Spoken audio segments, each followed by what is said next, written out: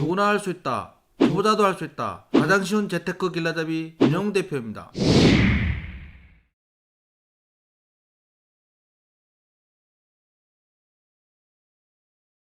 안녕하세요. 유력가TV 김영훈 대표입니다. 개인 투자자들이 수익이 꾸준히 나는 것 같은데 계좌가 늘어나지 않는 이유는 리스크 관리 개념이 없기 때문입니다. 이번 시간에는 아무리 강조해도 지나치지 않는 리스크 관리에 대해 상세히 말씀드리고자 합니다. 리스크 해지를 하기 위해서는 비중 준수, 손절, 동일한 금액 매수, 매도 타이밍, 그리고 대안투자가 있는데 좋아요, 구독하기, 알람 눌러주시면 바로 시작하겠습니다. 리스크 관리에서 가장 중요한 것은 비중입니다.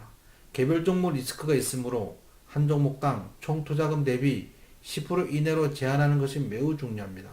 과거 형식적인 회계 감사가 최근에는 감사 의견 거절 등 철저해지고 있고, 따라서 상장 폐지, 관리 종목 지정 종목들이 속출하고 있습니다. 올해 33곳의 상장 폐지 사유 발생, 69곳 관리 종목 지정 등으로 구수가 전년 대비 현저히 급증하고 있습니다. 이것 외에 대주주 모럴 해저드, 임직원 횡령, 계약 취소, 자본 잠식, 유상증자 등 수시로 발생하는 개별 종목 악재의 돌발 변수에 대응하는 방법은 유일하게 한 종목당 비중을 10% 이내로 유지하는 것입니다. 최악의 경우 상장 폐지가 되더라도 총 투자금 대비 10% 손실은 단기간에 만회할 수 있습니다. 하지만 한 종목 비중이 30-40%에서 이런 악재가 터진다면 계좌는 순식간에 망가집니다. 이 편은 포트폴리오 종목수에 따른 리스크 비교인데 몇 년 전 모 증권사에서 발표한 것을 제가 옮겨 적은 것입니다. 이 표를 자세히 보면 포트폴리오 종목수가 늘어남에 따라 리스크가 현저히 줄어들다가 어느 수준에서는 감소폭이 줄어드는 것을 알 수 있습니다. 각종 펀드들은 30여 종목을 편입하는 경우가 가장 많은데 개인 투자자들은 10에서 15종목 정도가 가장 적절할 듯 합니다. 너무 많으면 관리가 어렵고 너무 작으면 리스크가 커집니다. 리스크 관리에서 비중만큼이나 중요한 것은 손절입니다. 주식 투자를 하시는데 손절을 못 하시는 분들은 계좌가 절대 늘어나지 않습니다. 5종목 매수해서 4종목 수익으로 익절하고 한 종목의 손실 중이라고 가정해 보았습니다. 5종목 중 한 종목 손실이면 상당히 잘하시는 분입니다.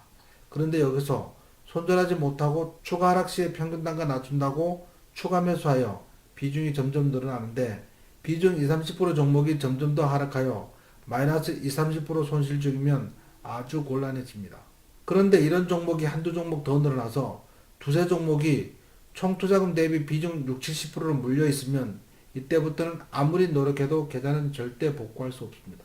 따라서 매수할 때 반드시 손절가를 지정하여 매수하고 손절가를 이탈 시 반드시 손절하는 것이 매우 중요합니다.